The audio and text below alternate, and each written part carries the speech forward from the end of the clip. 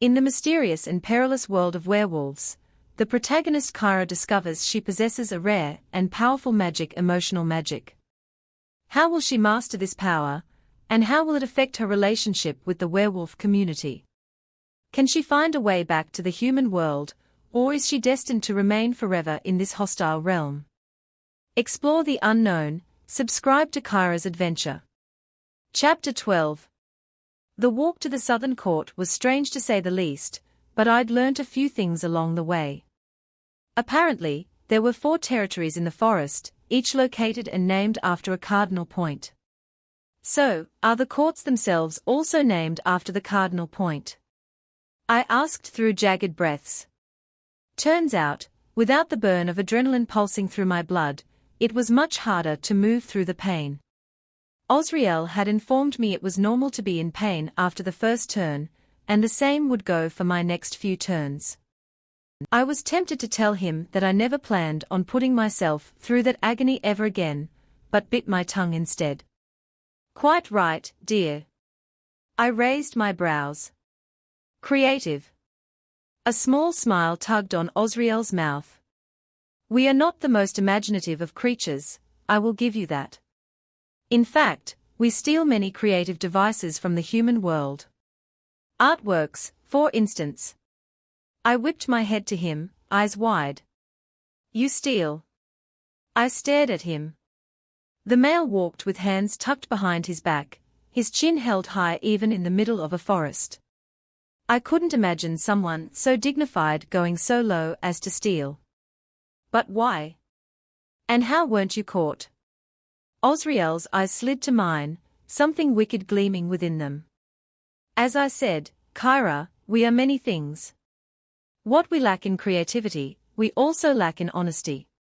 What we lack in both we make up for in deceit. It's a balancing act. I suppose we are not much different from humans in this regard. I shook my head. Dirty, cheating, lying wolves, and I was about to live in a court full of them. What had I gotten myself into? But do not be mistaken, dear. We do not steal for the sake of stealing. Many times, we do it out of necessity.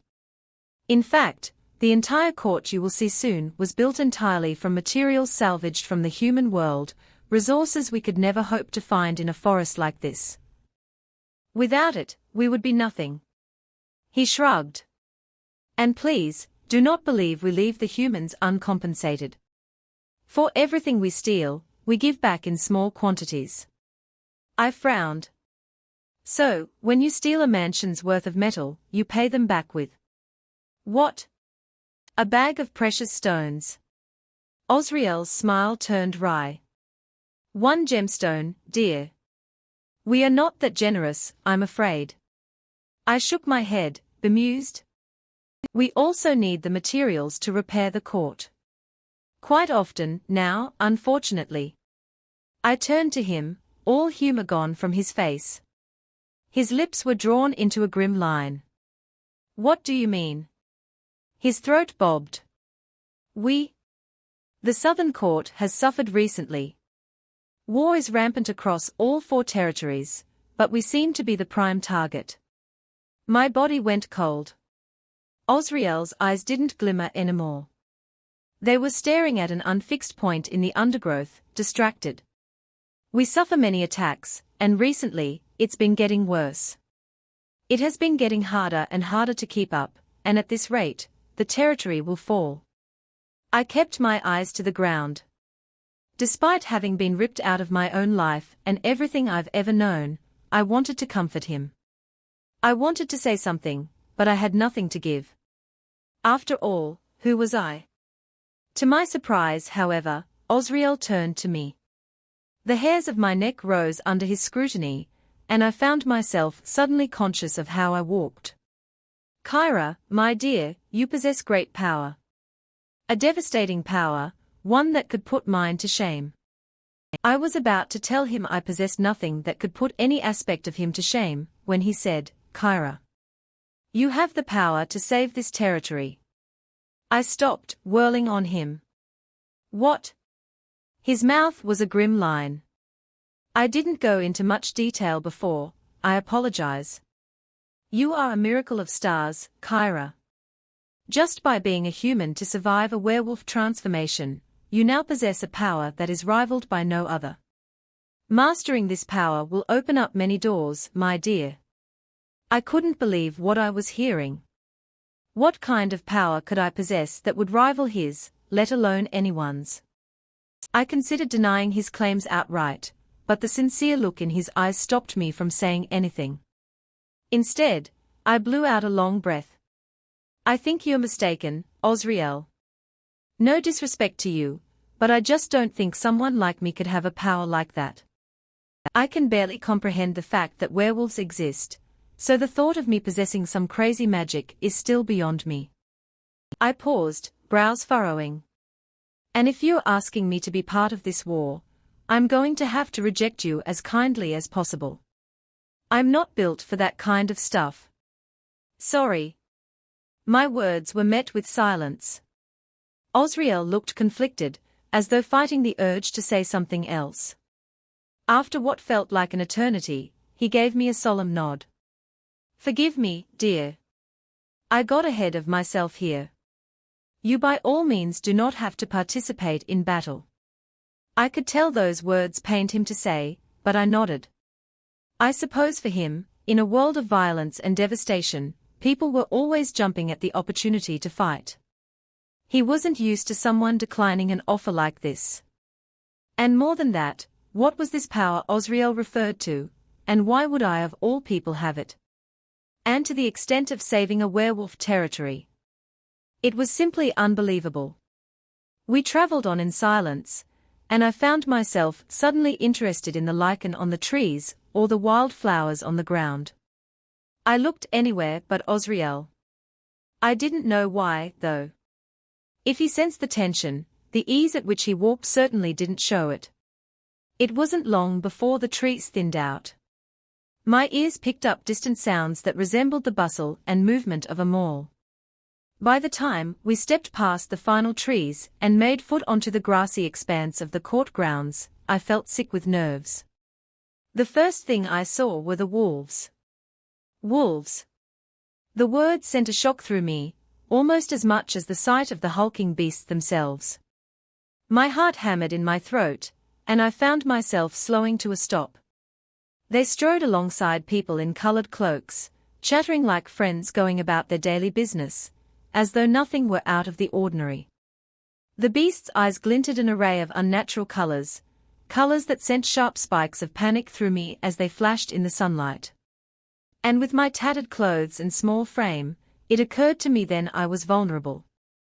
I didn't have that muted animalistic grace they carried themselves with, nor did I have the strength that seemed to ripple along their muscles. I was frail and scrawny pale, as though I hadn't seen the sun in days. They all seemed to holster this strange radiance, and it had nothing to do with the perfect beauty of their faces. They were born into this. For me, it hadn't even been a day. And, looking at them now, it seemed impossible that I could one of them. I swallowed. I needed to find a cure. Fast. Kyra? Osriel asked, noticing I'd stopped. I found it a great effort to rip my wide eyes from the beasts and focus on him. I saw again those unnatural shades of blue, ones that sent thrills of panic through me. Osriel was one of them. I seemed to keep forgetting that. Sensing my distress, he stepped forward, offering an arm. Come, dear, he whispered. His lips lifted into a small smile. They will not bite you so long as you're with me.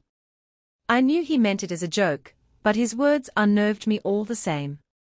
In a move that was too stiff to be considered casual, I grasped his arm and forced myself in step beside him. My heart hammered like a mallet as we strolled, eyes snagging to us like iron to a magnet. Cold sweat broke out on my neck as a few of their eyes turned cold, fixing me with unfriendly glares. I swallowed. I wanted nothing more than to sink into the earth below my feet, but Osriel's arm kept me steadfast. I noted how, when Osriel looked their way, any coldness on their faces diminished in an instant. They bowed their heads instead, and I was reminded again just who I was with. I wasn't just with Osriel. I was with the King of Wolves. And I had spent the best of the hour mouthing off to him. Fantastic. I was trying to keep my breathing steady when a grey monument loomed before us. When my eyes focused, every bit of apprehension dissipated. It looked like something ripped out of a fairy tale, like one of the castles I'd seen in my old picture books. I'd always imagined werewolves to live in run-down ruins or decrepit dens. Not something this grand. Its cobble-worked walls climbed stories high, various large-paned windows reflecting the amber light of the sun. The black tiles of the roof glinted onyx in the sunlight, a shimmering contrast to the slate-grey walls. One single tower climbed high above the rest, its black spire cresting high into the sky. As we drew closer, my eyes noticed the finer details. Among the walls were various gashes and dents, as though great beasts had cleaved the stone with their claws. The iron-wrought gates before me, ones that held the entrance to a gleaming courtyard, were bent and battered in places. As we passed the gates, my eyes snapped to a marble monument, or what had once been. A white pedestal stood gleaming in the center, though whatever had stood upon it was torn away, leaving only two jagged stumps. Upon the sun-baked path that had been carved out, I could see pieces of white chips glinting, and that's when I realized the statue must have been destroyed. I swallowed. So when Osriel had said the territory was under attack, he'd meant it. I decided it was all the more reason to find a cure. Soon. I tried to keep my breaths even as we passed by several guards, their eyes like cold steel. Before long we were ascending a marble staircase, of which also had many fissures and chips. Before us, two grand oak doors had been pulled wide, showing off an interior my brain couldn't begin to process. "Enjoying the view?" Osriel asked, noticing my staring. I nodded dumbly, like a child who'd just been presented with a bag of candy. Osriel returned his gaze ahead, but I could have sworn the ghost of a smile pulled at his lips. Without another word, we went inside. White marble lined the floors, gold veins gleaming within the glossy expanse. Crystal chandeliers hung low above our heads, painting the room amber. Violets and golds and greens patterned the walls, adding color to the world of gold and white. Accent tables with various jeweled trinkets were everywhere. People and wolves milled by, still shooting me with their strange looks, but I was too taken away by what I saw to notice. We continued on.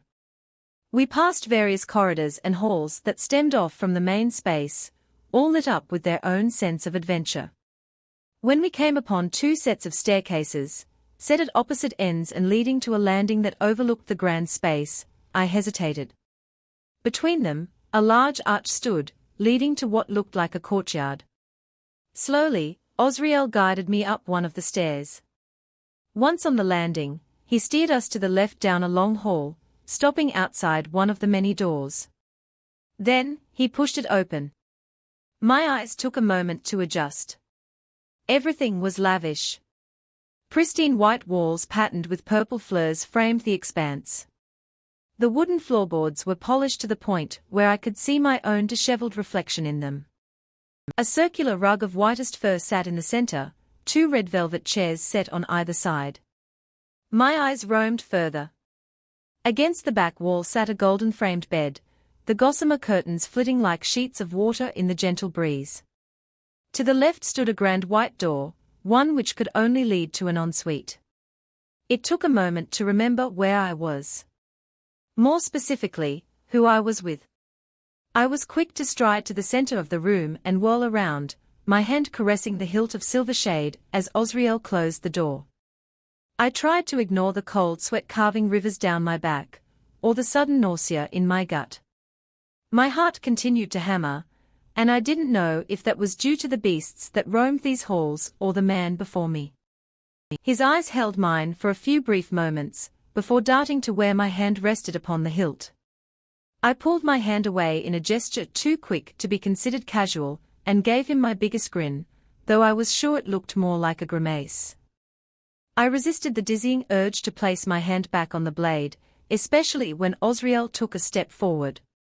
I know my features are hard to ignore, dear, but if you would take your eyes off me for just one moment, you will see a gift waiting on your bed behind you.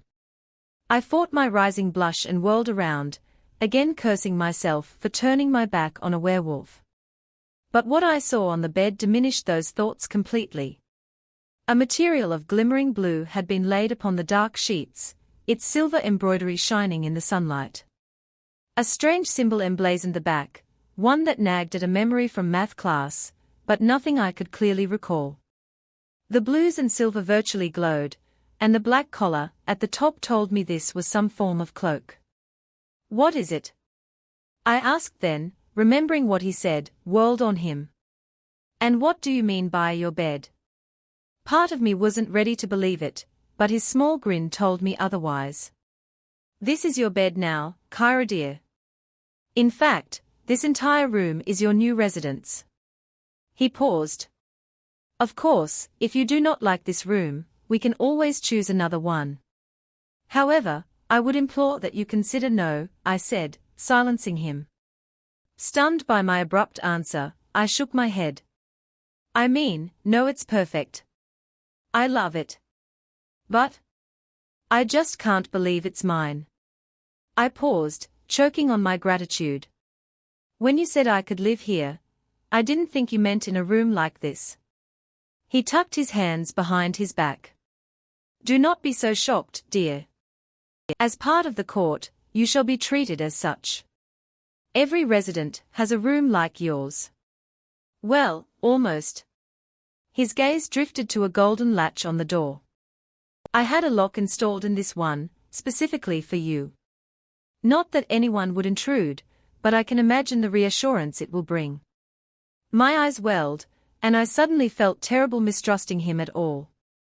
He was doing all of this for me, someone who was virtually a stranger, yet not moments ago, I had been prepared to strike him down with his own dagger. I swallowed. Maybe I was the monster here. He nodded again toward the bed. As for the other question, that lovely piece of fabric there is your pelter. Though its main feature is to denote your rank, it is also helpful for covering oneself after a shift. He paused, and it took me a moment to realize what he meant. My cheeks flamed. You saw me naked. He smirked. Me? No, not at all, dear. It is not in my interest to leer at unconscious girls. When Zion brought you here, he'd covered you up with a spare pelter. He paused. However, I cannot say if Zion holds the same ideals. I wouldn't pin him as a pervert, but he's not exactly a saint, either. I wanted nothing more than to bury my face in my hands. How embarrassing. That being said, the fabric's color denotes one's rank, whilst the color of the embroidery showcases any speciality. As a theta, however, I am afraid there is not much variation in that regard. I frowned towards the symbol on the back. Yes, the Greek letter. I remembered now. But why did that matter here? Theta. He hesitated. Seeming to decide on something, he beckoned me forward. Come, Kyra. Sit. There is something important we must discuss. After a moment of hesitation, I nodded and sat in one of the crimson velvet seats. He settled himself into the opposite one, crossing one leg over the other, the picture of ease. Kyra, you will find that no matter what territory you find yourself in, there will always be ranks. Omegas are the lowest, with thetas being in second. Above that, you will get the ranks that are usually part of the alphas council gammas, betas, zetas, and if the alpha has a wife, Luna. Each of these ranks has a part to play in this world. Omegas make up most of the population, and hence complete day-to-day tasks. Gammas are advisors to the alpha. Then there's the right hand, the beta, and the left hand strategist, known as the zeta. A Luna, as you may have guessed, is on the same level as an alpha, and just as much a leader. In many cases, there is no ruling alpha, but a Luna instead. I swallowed, my palms slick with sweat. And what about thetas? He sucked in a sharp breath. Thetas are soldiers. They are the warriors that protect this country, and they are trained extensively to do so. It is an honor to be elevated to a theta.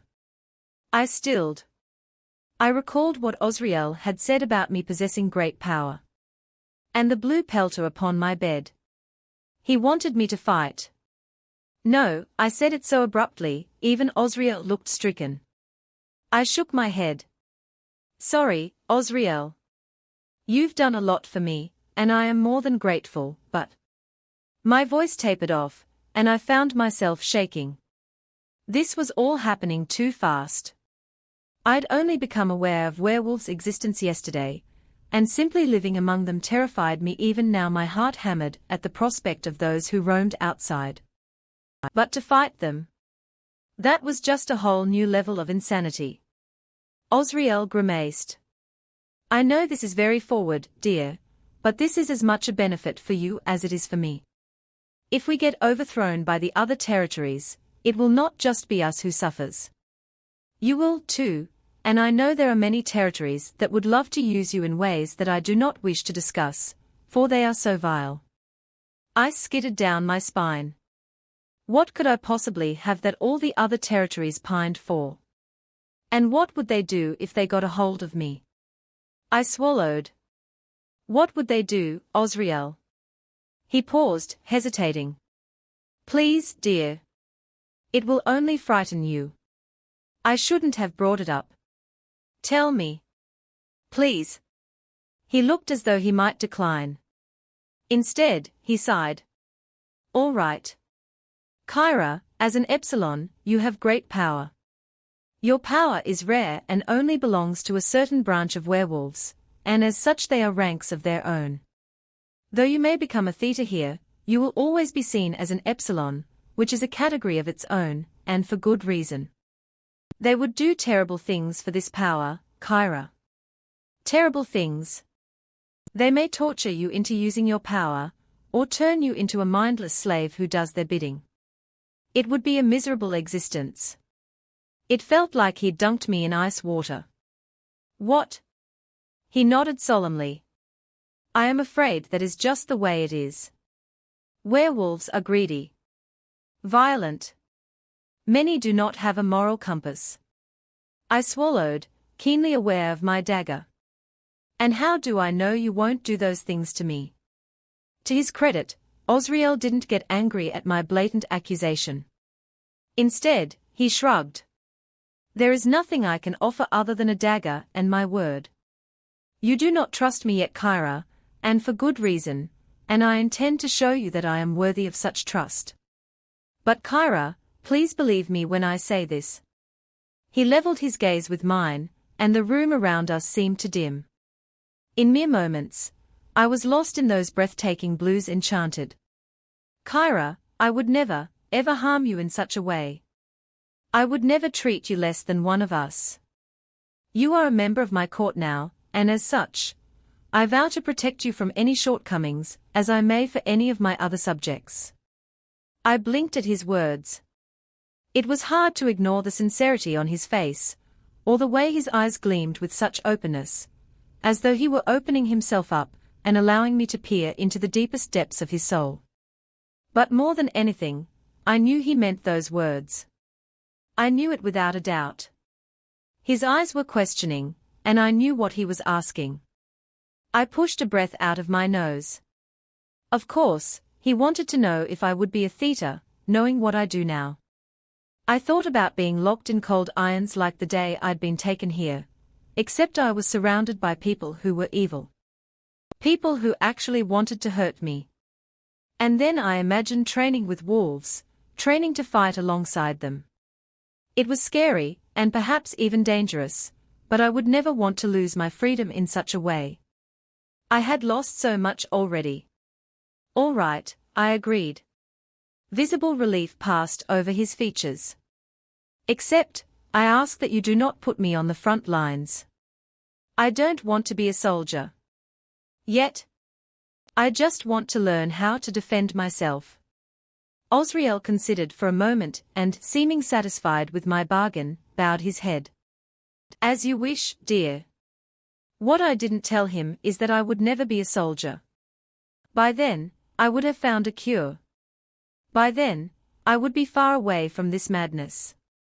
Osriel made to stand, and I followed suit. Anything else you wish to ask? I started, wondering how I'd forgotten. The library, where is it? I tried to keep my words impassive, but Osriel's knowing smile told me he knew better. Down the hall to the left, behind a set of oak doors. It's quite difficult to miss, so you will know when you see it. And though the library is expansive, I cannot guarantee it will contain the information you are looking for.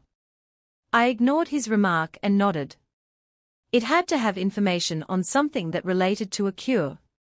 If not, then it would at least contain clues to one, right? Settle in, the feasting starts soon, he said, stealing me from my thoughts. I'll be sure to check in on you again afterwards. I'll have my gammas assign you an escort.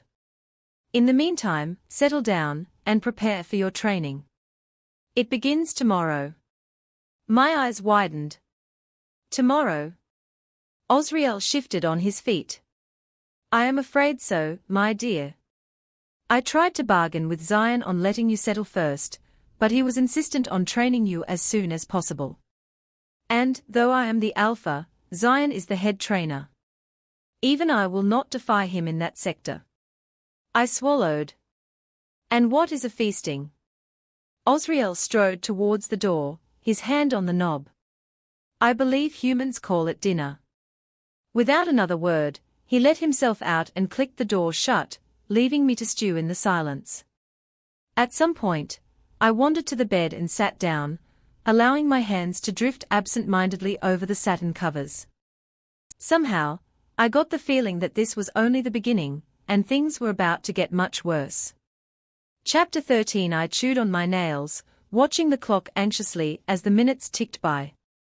I'd been meaning to look for the library, but every time I neared the door, an immense wave of panic would freeze me to the spot. Even now, sitting in the safety of my bed, I felt the cold weight of fear within my bones. I stared at the golden latch of the door, half expecting the chain to snap at any second, for a werewolf to charge in and kill me. I swallowed, turning to face the curtains. I hadn't found the courage to look out the windows, so I'd drawn the curtains instead. Maybe I'd thought that if I couldn't see them, they couldn't see me. Or maybe I'd finally found comfort in the darkness, in the shadows that could hide me. But no amount of darkness would rid me of the knowledge of who lurked outside, nor the fear that came with it. So, it was safe to say I'd chosen the fragile sanctuary of my room over searching for a library. Unnerved, I fingered my pelter's material for comfort, the sensations odd and new to my skin. It was like nothing I'd ever felt before, as though I were twiddling water in my hands. I was staring at the shimmering blue material when a knock sounded at my door, startling me upright. I stood there for a few moments, staring at the door as my stomach knotted. After a few moments of hesitation, I crossed the distance, placing a tentative ear against the door. A familiar, muffled voice came through. It's me, Kyra dear. It is time for the feasting. I huffed a sigh of relief, though a nagging anxiety persisted as I undid the latch and opened the door. A pair of cerulean blue eyes greeted me on the other side, and I found myself transfixed again. Osriel's eyes raked slowly over my frame, widening slightly as they took in my choice of clothing. I'd gone for a white shirt and what looked to be black combat pants. Nothing special, and hopefully nothing that would make me stand out. Even so, I felt anything but unremarkable as Osriel looked me over, and I quickly found myself fighting a blush. Finally, Osriel's gaze returned to mine, his smile small. I am pleased to see you wearing your pelter, dear. It suits you well. I blinked, staring at the black cloak that hung from his own shoulders. Golden thread hemmed the edges, but I couldn't crane my neck far enough to see what might lay on the back. I stared at his midnight blue vest and black dress pants, so proper compared to my attire. You think? I asked, distracted. I couldn't take my eyes off him, especially not as a thin sheen of midnight blue glowed on the black strands of his hair. Of course.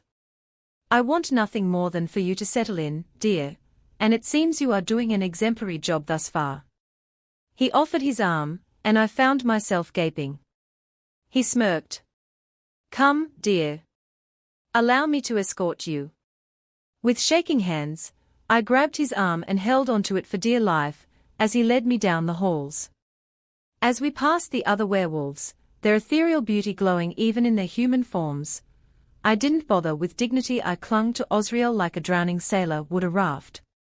A raft full of snakes, for as much as I wanted to trust Osriel, as much as I knew I could, something in me balked every time I remembered just what he was. As we walked, I noticed how my presence demanded attention. Murmurs started up in my wake, ones my ears couldn't quite pick out. Not to mention the stares I could feel burning into the back of my head. I kept silent as we made our way down winding halls. The night air kissed my face as we emerged into the main lobby, stepping out into the courtyard. The sun had set, leaving me to guess at what the dark shapes and shifting shadows could be. I closed my eyes and breathed, trying to calm the persistent anxiety that had seeped into my bones. If Osriel noticed, he didn't say a word. Then again, I suppose feelings such as fear were below him. I wouldn't be surprised if he didn't feel fear at all. Any reprieve I felt from the night air vanished the moment we stepped under the next archway into a smaller space. Two large oak doors stood before us, thrown open to display what lay inside. I instantly felt sick. Hundreds of werewolves flitted about the room, velveted colors flashing this way and that. I couldn't quite tell what was happening, but it certainly wasn't something I wanted to walk into. My hesitation must have shown, for Osriel gave my arm a reassuring squeeze. Do not be afraid, Kyra. They will not hurt you, so long as you stand by my side. I swallowed the painful dryness in my throat, staring at him with wide eyes. Somehow, I didn't believe one man could protect me from hundreds of beasts. Sure, he was their leader, and he held great power over them, but wasn't this just like any other society? There were always the rogues, the criminals. All it would take would be me getting lost in a darkened corridor, and I'd be done for. Before, only a few had caught wind of me. Now, they were all about to be made aware of my existence. I wanted to shrink into the ground and never resurface. But I had no choice. I was one of them now, even if I found it hard to believe. No, I was only one of them for now. Soon, I would find the cure and get the hell out of here. Soon, I would return to my old life and live as though nothing had ever happened. But that wouldn't be for a while yet. So, nodding, I clung to Osriel's arm as we made our way inside. The clamor was almost deafening. Chatter echoed off the cobblestone walls of the chamber, creating a nauseating dissonance of sound. Smells of all kinds rushed up to greet me: cured meats, dirt, alcohol, dog hair. Bracketed torches flared on seemingly endless firelight, casting the slate floor a muted orange. In the center of the room sat several long tables, a short one at the front, and two longer ones forming the tip of the triangle. It was then that I noticed the segregation of colors, how people wearing different pelters seemed to organize themselves autonomously into their own groups. A sea of forest green pelters congregated upon the table closest to the back. The table nearest me housed a multitude of blue pelters similar to mine, and the table at the head held an array of reds, purples, and whites. My stomach roiled as eyes snagged to mine, wide and full of question. An eerie hush fell over the hall, seeming to radiate out like a wave. I had the sudden urge to break free of Osriel's grip, to run far, far away from these monsters and never look back. I could see the power in their perfect faces, the beasts that lurked below their skin. I felt like a rabbit who'd been thrown into a pit of lions, waiting to be eaten alive. I swallowed the thought and forced one foot in front of the other, if only to avoid making a fool of Osriel in front of his own people. He led me to the front of the room, stopping only once we stood at the head table. I recognized a few of those faces from earlier, but I didn't dare meet their eyes. They didn't seem so keen on meeting mine, either. Greetings, ladies and gents of the South, and welcome to another lovely feasting. Before we begin, I would like to acknowledge those who fight at our borders, the Wers who are not with us now, but are present in spirit. I would also like to thank our hard-working Omegas in the kitchens for preparing this lovely meal, and we hope to see them later tonight. The faces at the forest green table seemed to light up. I decided they were the Omegas. In saying this, I would like to turn your attention to my dear friend Kyra here. I stilled, feeling the weight of 100 eyes on my shoulders. I didn't have the gall to look anyone in the eyes, so I stared at my feet. Part of me liked to think they welcomed me, but the thick tension in the air told me enough of what they really thought. I was a stranger, after all. This is Kyra Etos, and she hails from a small town south of here. Confused murmurs started up around us, and I lifted my head. A few eyed me strangely, whilst others shared their visible confusion with the people next to them. I tried to calm the heart hammering away in my chest, but it was no use. I looked to the ground again. You see, Kyra here was once human, but this is no longer the case. He paused, the room hanging on his next words with bated breath.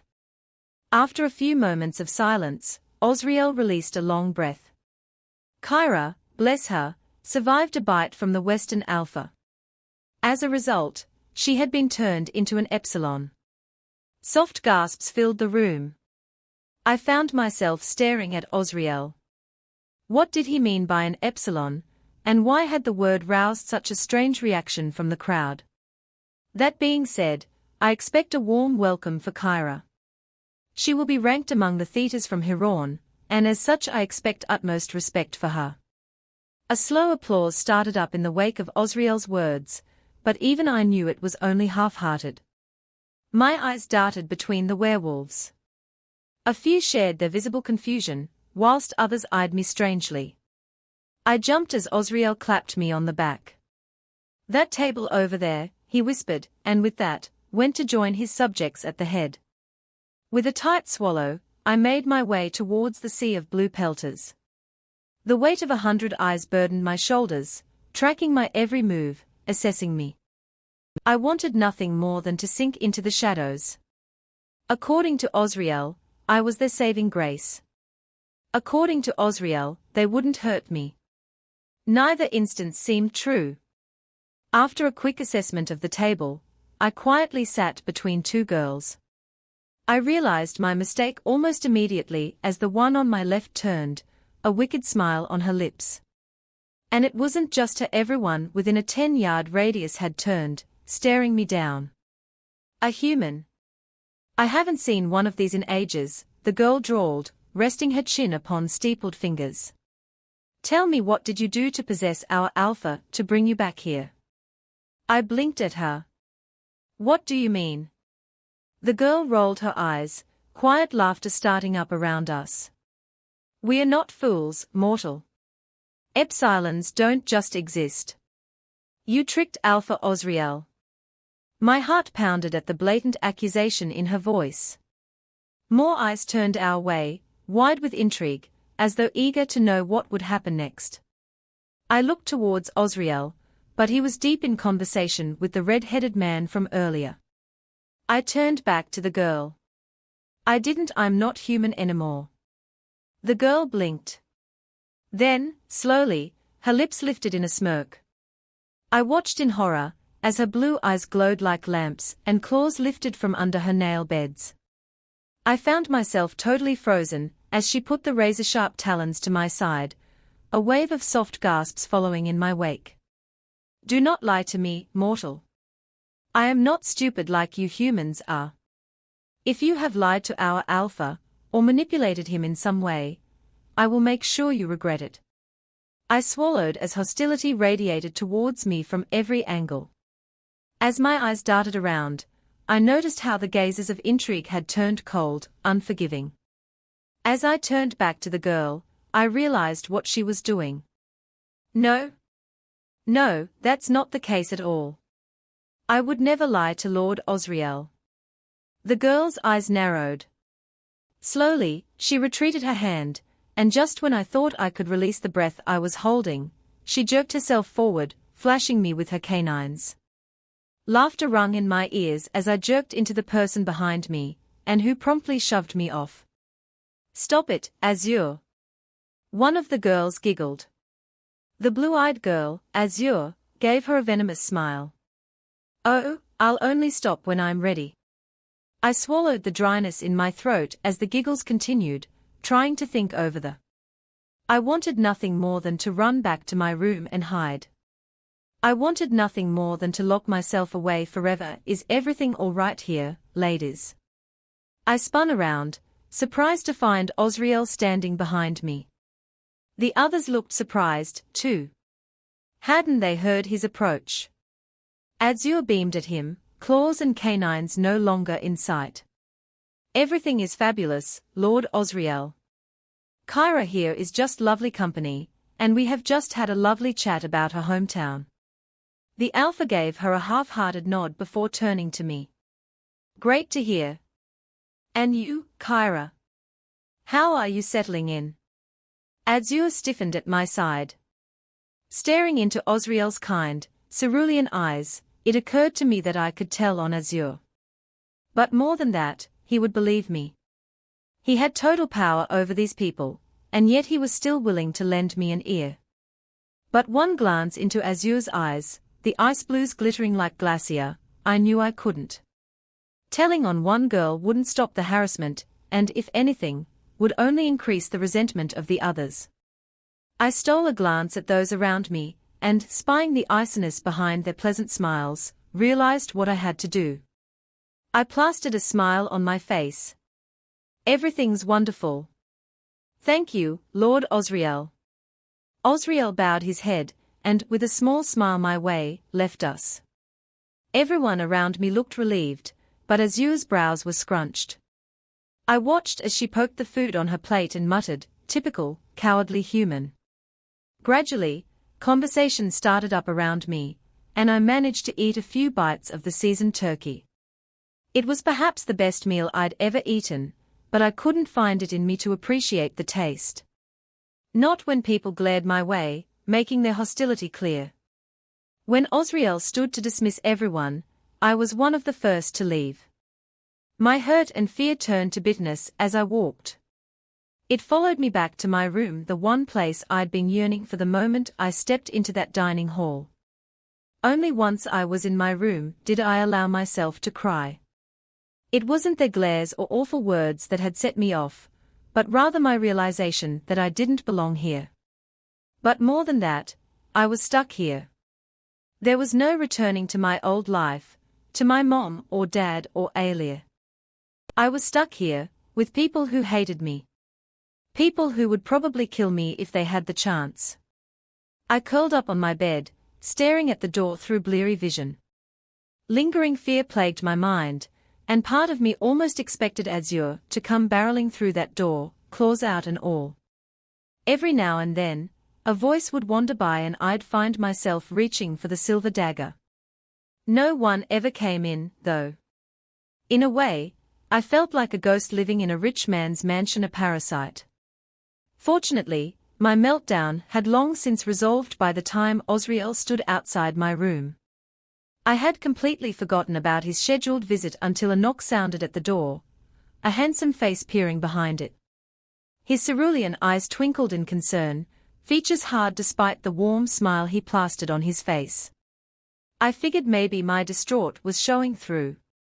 I was never the best at hiding my emotions. "Hello, my dear," he began, towing inside. I stared at him, not bothering to hide my wariness. I wasn't sure I had it in me to talk.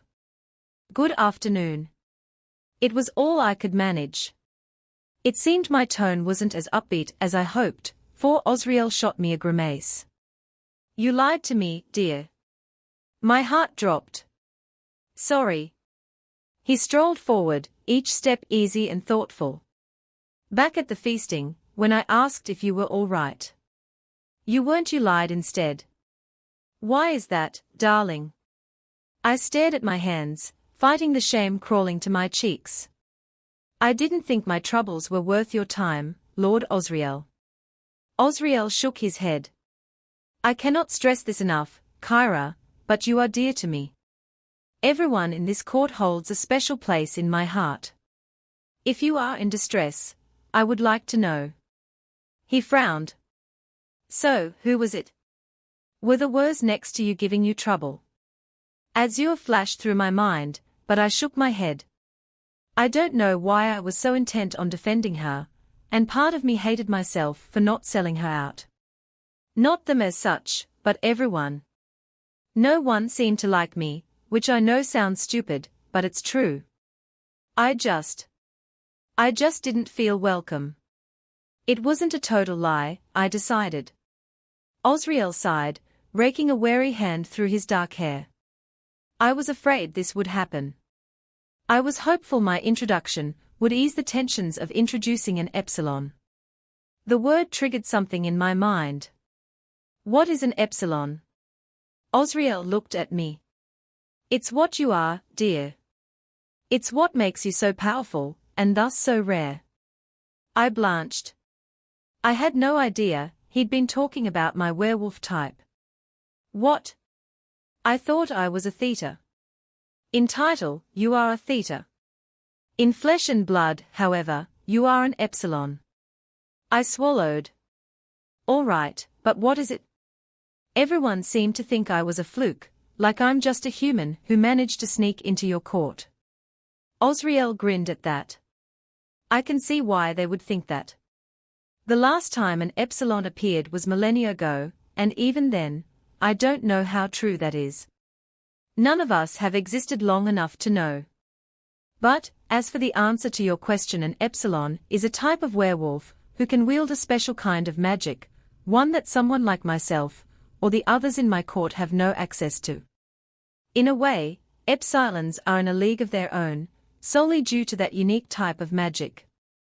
I swallowed. And what is that magic? His smile was small, as though appreciating how quick I caught on.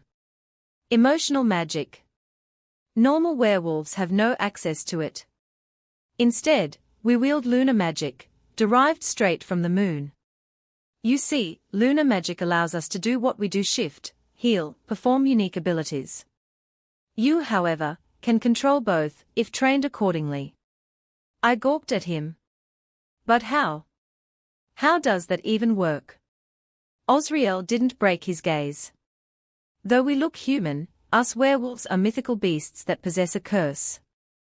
If the werewolf curse is to touch a human heart, it becomes corrupted, forming a magical affinity of its own. Hence, you get emotional magic. In a sense, the magic is controlled by emotion rather than conscious thought, unlike its lunar counterpart. I stared at him, his words buzzing around my skull. None of it made sense. But why me?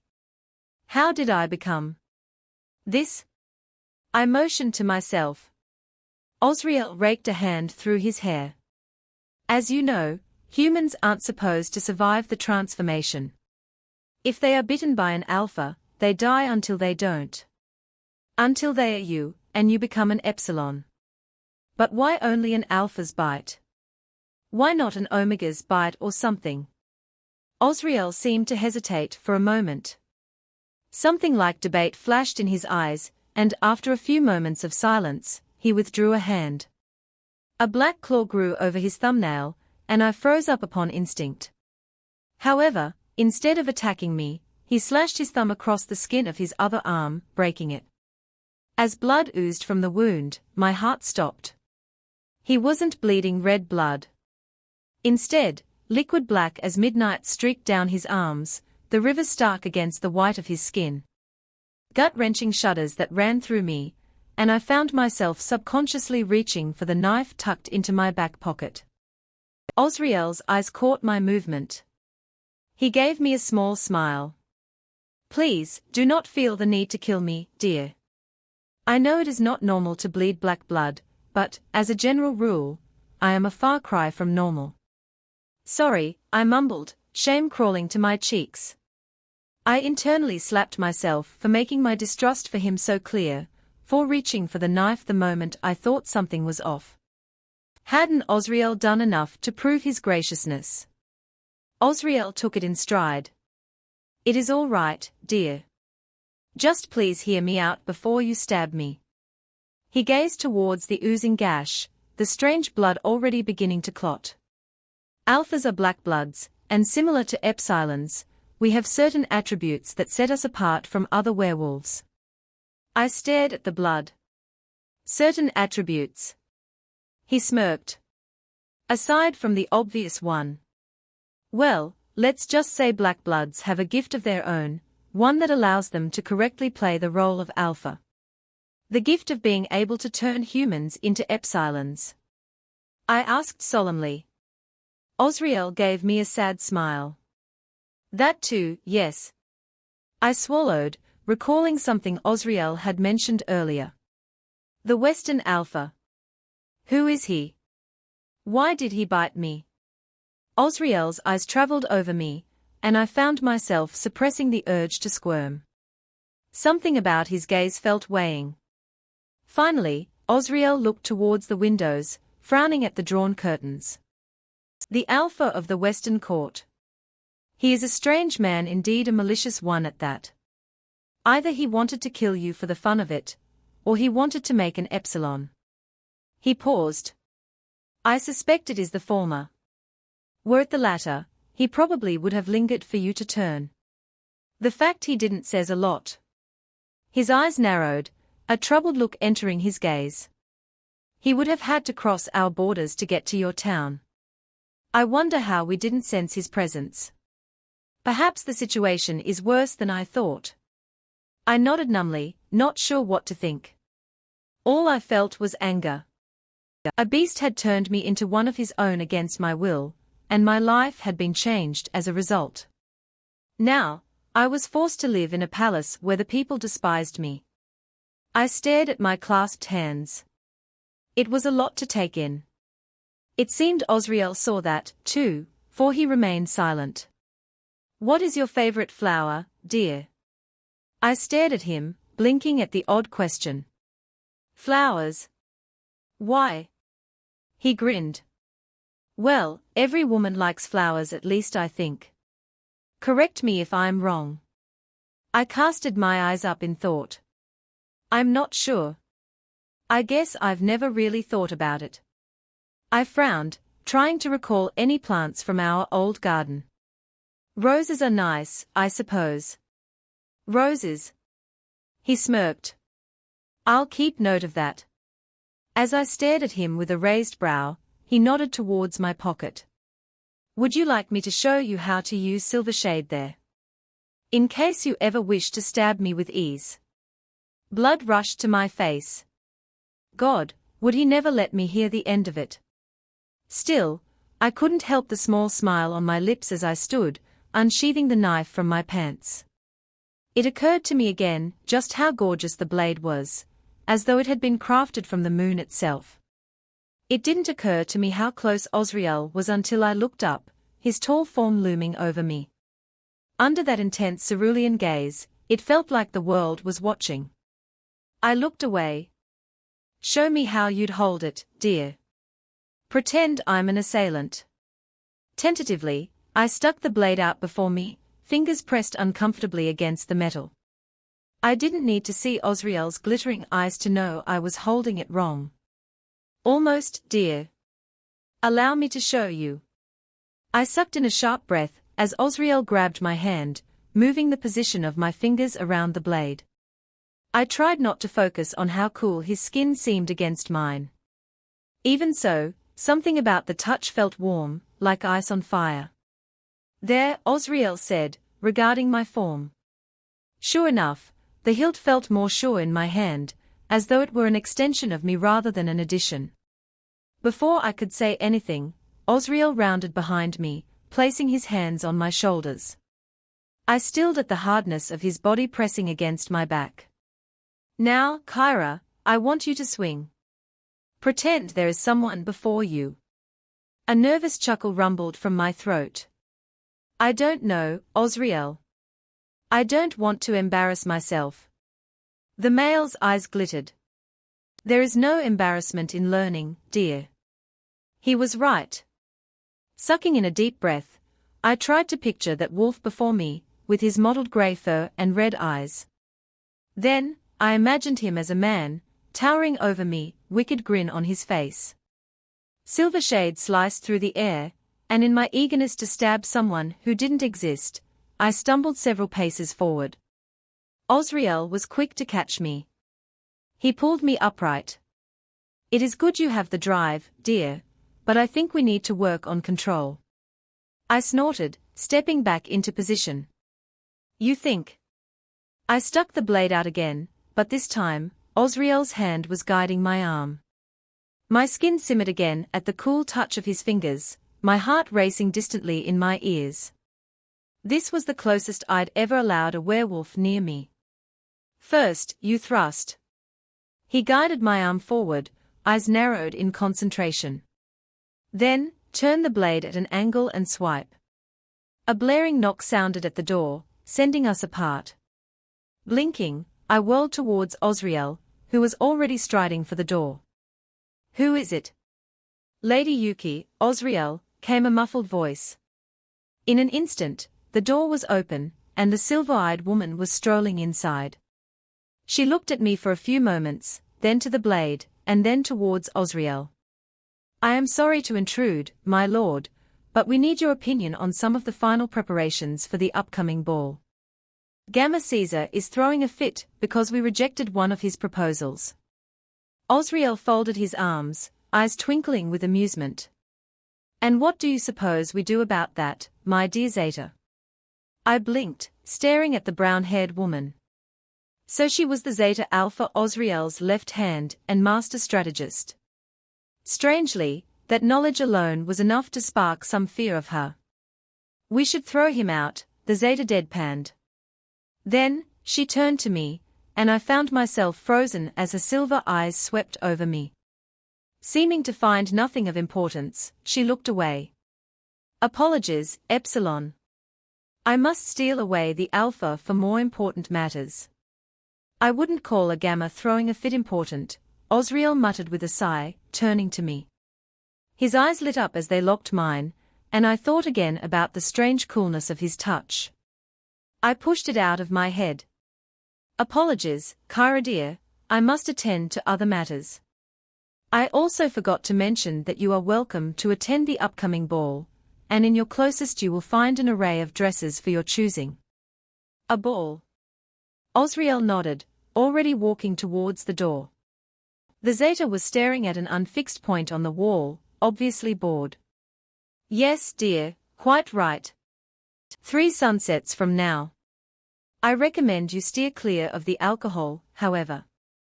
Though you are a werewolf, I do not know how long it takes for the human body to adjust. Osriel. Yuki raised her brows at him, and that's when it occurred to me that she hadn't been using his proper title. I tilted my head. Were they close? Probably, given the Zeta's position in the Alpha's life. Right? Kyra, training will begin tomorrow. If you ever need me, please send for me. He had his hand on the golden knob. I'll leave you now. Please try and get some rest, dear. I nodded, and with that, the two were gone, the room feeling empty again. With a numb mind, I wandered back to my bed, hating the fear starting up again in my bones. It was as though I only ever felt safe around Osriel, which didn't make sense, given how powerful he was. I brought out Silvershade, examining it in the light. Still, I trusted Osriel, even with his strange black blood and unearthly mannerisms. My skin still tingled from where he'd touched my arm. I put it down to werewolf sensitivity and stood, making for the door. I had somewhere to be, and despite the rattling fear of who may lurk the halls. With Silvershade at my side, and the little knowledge Osriel had given me, I felt a tad braver. Without a second thought, I opened the door and entered the hallway, beginning my long search for the library. Chapter 14. To say my sleep was restless would be an understatement. Despite the plush mattress at my back and the silken covers that ran like rivers over my skin, I just could not seem to give in to the tug of the abyss. Every time I closed my eyes, my heart would hammer and the urge to stare at the door would consume me. When I opened my eyes to do just that, the fear would leave me somewhat. It would retreat into my bones, slumbering but alert for the threat that would come when I shut my eyes. I glanced at the stack of worn texts on my nightstand.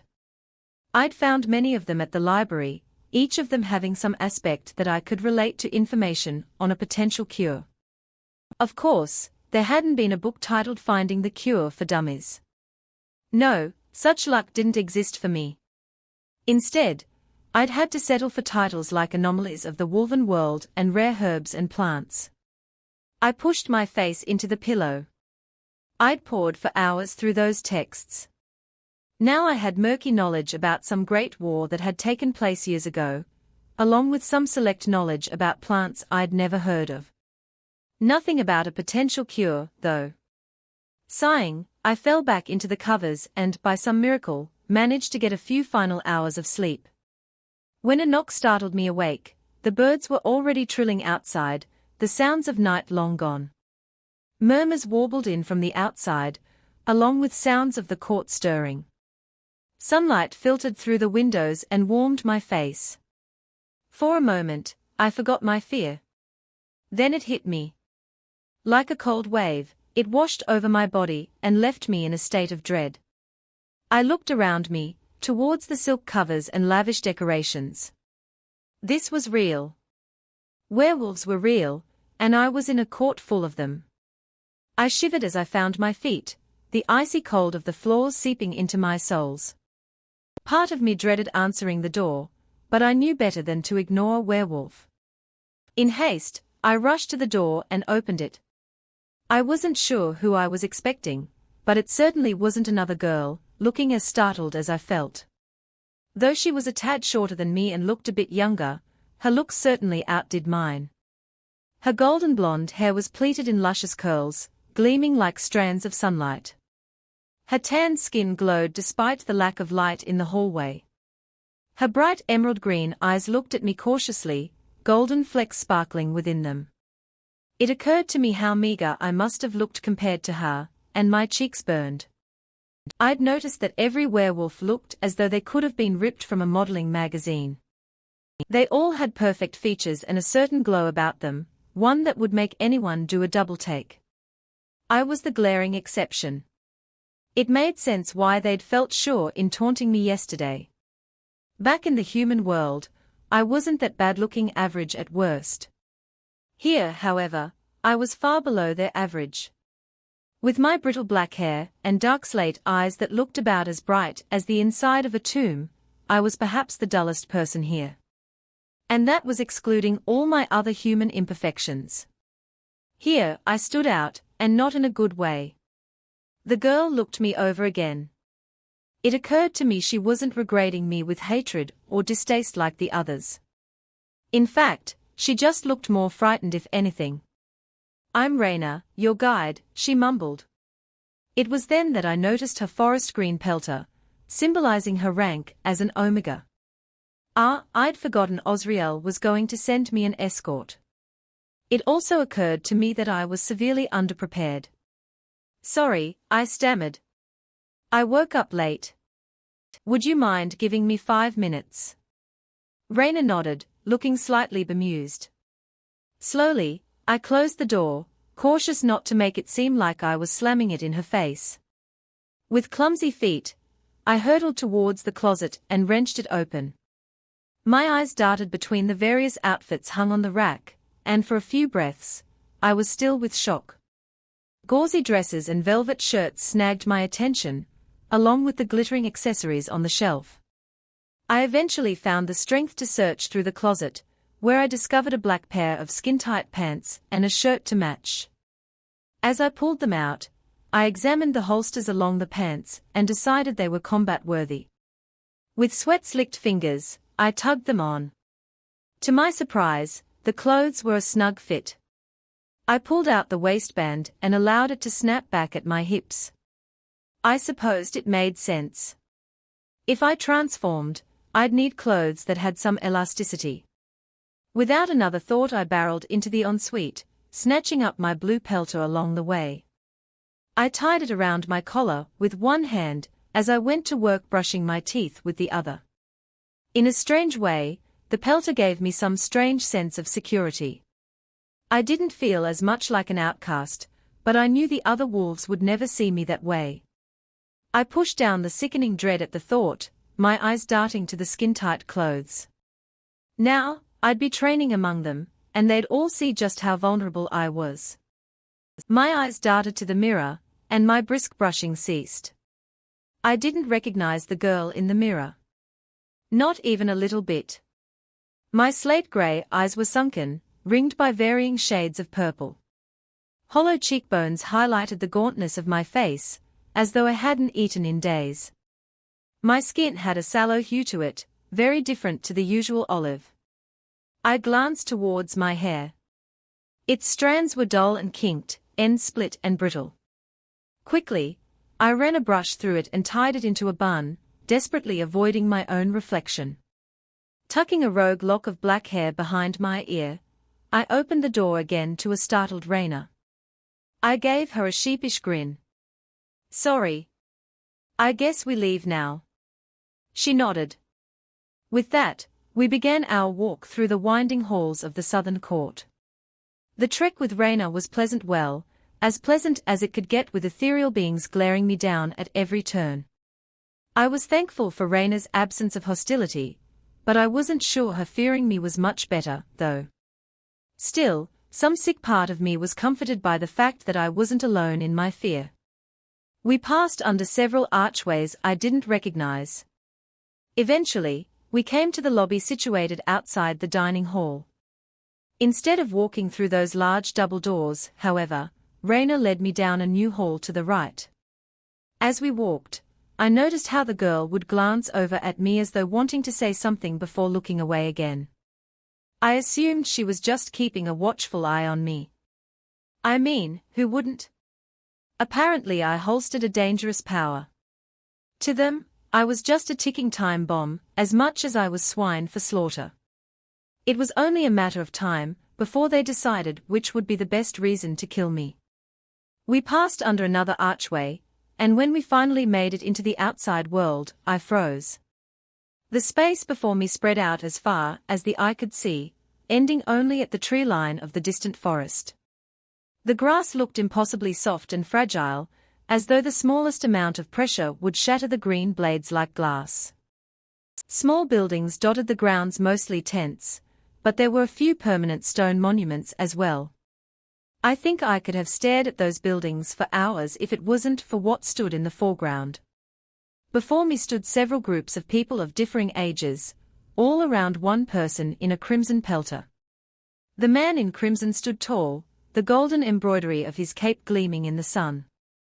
Several other people in white and gold pelters lingered beside him, but they all stood a respectable distance away. I instantly understood why. He was the beater. My heart sank as his eyes found mine. I didn't miss the resentment that flashed through them, nor the muscle that feathered in his jaw. Like the rest of them, he was gorgeous, with auburn hair that gleamed like fire and eyes of clearest emerald. His perfect features seemed to harden, as he regarded me, something that would enchant anyone else, but shot me with terror. I wanted nothing more than to sink away. "You made it, Epsilon." 10 minutes late, that is, he said. There was nothing friendly in his voice. I scrambled to remember his name as he sauntered towards me, the others watching after him with bated breath. Xavier. No, Zion. He stopped a few feet away, folding his arms. "Turn," he demanded. I stared back, dumbfounded. "What?" "Turn," he growled again, as though I knew what that meant. After a few moments of silence, he got impatient.